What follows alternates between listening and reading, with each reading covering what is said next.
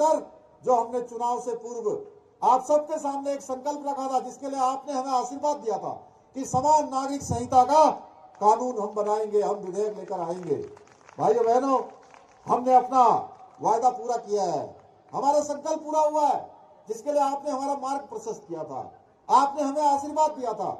उत्तराखंड राज्य के इतिहास में पहली बार इन 22-23 सालों में उत्तराखंड के अंदर एक पार्टी की सरकार आपने दोबारा लाकर जो हमें आशीर्वाद दिया, एक मिथक तोड़ा, एक इतिहास नया बनाने का काम किया, एक परिपाटी जो चली आ रही थी उस परिपाटी को आप सब लोगों ने बदलने का काम किया। और हमने भी बिना रुके जो हमने आपके सामने संकल्प लिया था, जो हमने आपसे वायदा किया था, वो वायदा आप सबके आशीर्वाद से हमारे प्रधानमंत्री जी के मार्गदर्शन में हमने उसको पूरा किया है। समान नागरिक संहिता हमारे पूरे प्रदेश के लिए बहुत गर्व का विषय है कि ये उत्तराखंड से शुरू हुई है। जैसे गंगा हमारे राज्य से निकलकर संपूर्ण भारतवर्ष को जल देने का काम, जीवन देने का काम करती है, सबको अभिसिंचित करने का काम करती है, वैसे ही समान नागरिक संहिता हमारे राज्य देवभूमि उत्तराखंड से शुरू होकर पूरे देश के अंदर जाएगी। सभी मातृशक्ति को, बुजुर्गों को, बच्चों को, उनके जीवन को सुरक्षित और सशक्त बनाने के लिए, सब में समानता लाने के लिए गंगोत्री की तरह काम करेगी। इसलिए मैं प्रदेश की जनता का और विशेष रूप से अपनी मातृशक्ति का, अपनी माताओं बहनों का मैं धन्यवाद करता हूं। उन्हीं के आशीर्वाद से मैं और हमारी सरकार इस विधेयक पर आगे बढ़ पाए। मुझे पूरा विश्वास है कि ये समान नागरिक संहिता महिला सशक्तिकरण की दिशा में एक मील का पत्थर साबित होगी। भाइयों बहनों, ये हमारी पार्टी का जनसंघ के जमाने का संकल्प था, जिसको हमारे प्रधानमंत्री जी के नेतृत्व में हमने पूरा किया है। यह आदि आबादी का पूरा कानून है। ये किसी पंथ का, किसी मजहब का, किसी धर्म का, कोई किसी के खिलाफ नहीं है। ये उन कुरीतियों के खिलाफ है जिसने सामाजिक ताने बाने को बिगाड़ा था, उसको हम सुधारने का काम कर रहे हैं। हमारी संस्कृति में हमेशा महिलाओं को, नारी को हमेशा पुरुषों से श्रेष्ठ स्थान माना गया है, क्योंकि ये महिलाएं होती हैं जो पुरुषों को जन्म देने का काम करती हैं। नारी की पूजा की परंपरा हमारे यहाँ है। ऐसे में हम नारी सशक्तिकरण और नारी सुरक्षा को कैसे भूल सकते हैं। इसलिए उत्तराखंड राज्य को ये सौभाग्य मिला कि नारी सशक्तिकरण के क्षेत्र में ये कदम हमने बनाया, ये कदम बढ़ाया और इसको लागू करने की दिशा में भी हम आगे बढ़ गए हैं। ये कोई राजनीतिक चुनाव का विषय भी नहीं है, बल्कि ये गलत और सही में से जो चुनाव होना है वो है कि हमने सही का चुनाव किया है। ये हमारे प्रधानमंत्री जी का एक भारत श्रेष्ठ भारत की अवधारणा के अनुरूप है। एक भारत तभी हो सकता है, दुनिया का सिरमौर भारत तभी हो सकता है, दुनिया को दिशा देने वाला भारत तभी बन सकता है जब देश के अंदर सबके लिए एक समान कानून हो और सबको बराबरी का मौका दिया जाए। भाइयों बहनों, हमने जो जनता से वायदे किए उन्हें निभाना हमारा फर्ज था, क्योंकि हम जनता के हैं और जनता हमारी है। हम उन्हीं के बीच में से आते हैं। उन्होंने हमें ये ताकत दी है कि हम उनके हित के लिए कानून लेकर आए, नीतियां लेकर आए और उनको धरातल पर उतारने का काम करें।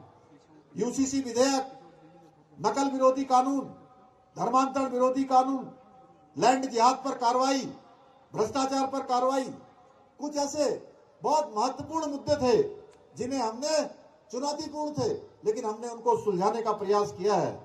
भाइयों बहनों, मैं आप सबके आज ये अल्मोड़ा की महान धरती से ये कहना चाहता हूं कि ये हमारी देवभूमि है।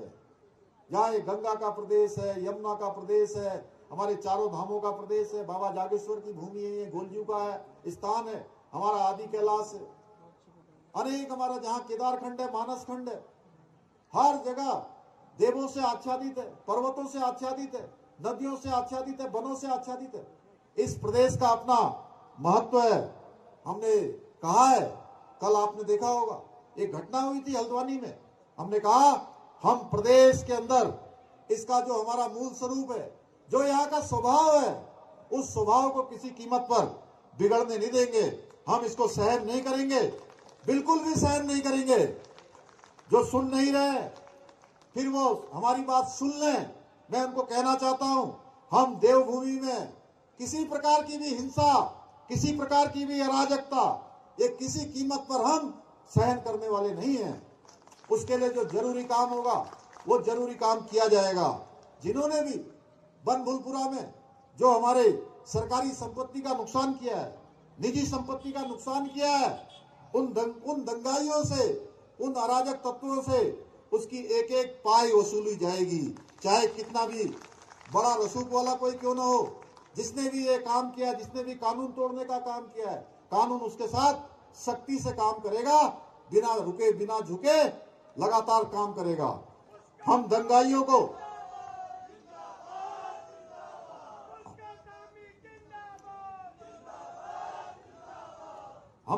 को नहीं बख्शेंगे और किसी भी हालत में नहीं बख्शेंगे। मैं आपसे कहना चाहता हूं, कुछ दिनों में वो खुद ही समझ जाएंगे कि उन्होंने आग से खेलने की कोशिश की है जो उनको बहुत भारी पड़ेगी।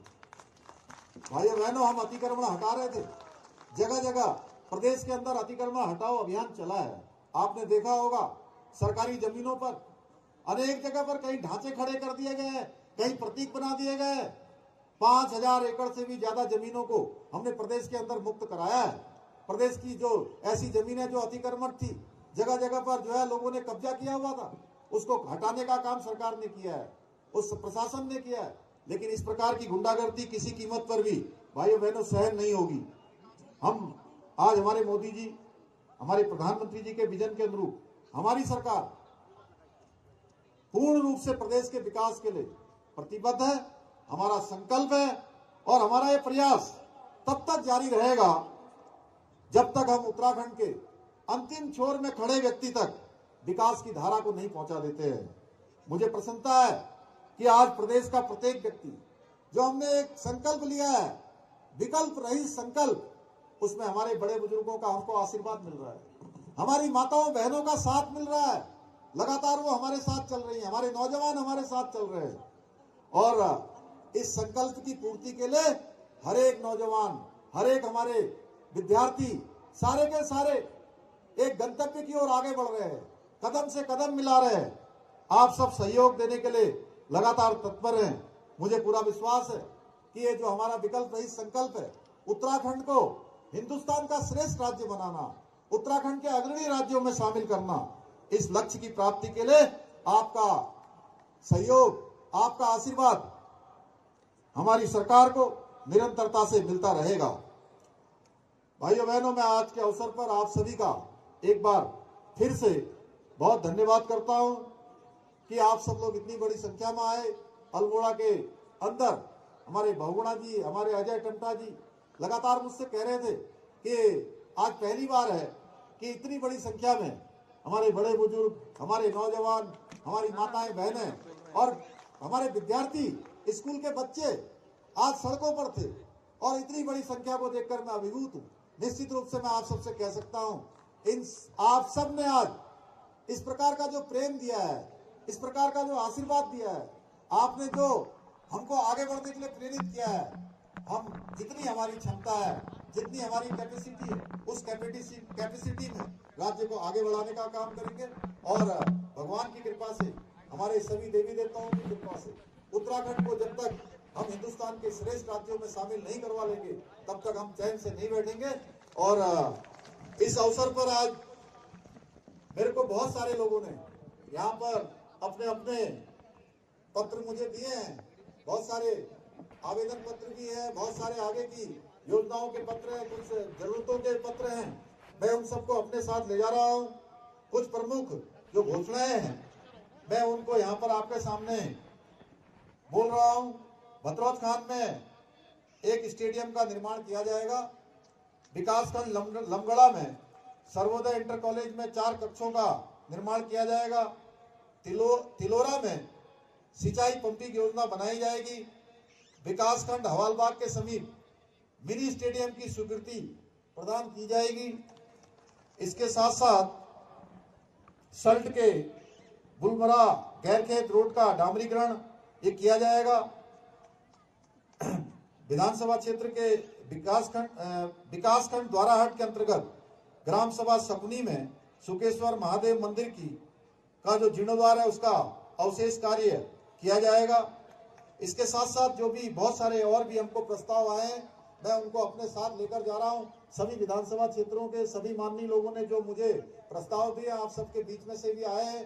कुछ अभी जल्दी होने वाले अल्पकालिक हैं, कुछ थोड़े दिनों के बाद हो सकते हैं, कुछ दीर्घकालिक हैं। उन सभी को योजनाओं में सम्मिलित किया जाएगा। एक बार फिर से मैं आप सभी का दिल की गहराइयों से धन्यवाद करते हुए मैं अपनी बात समाप्त करता हूं।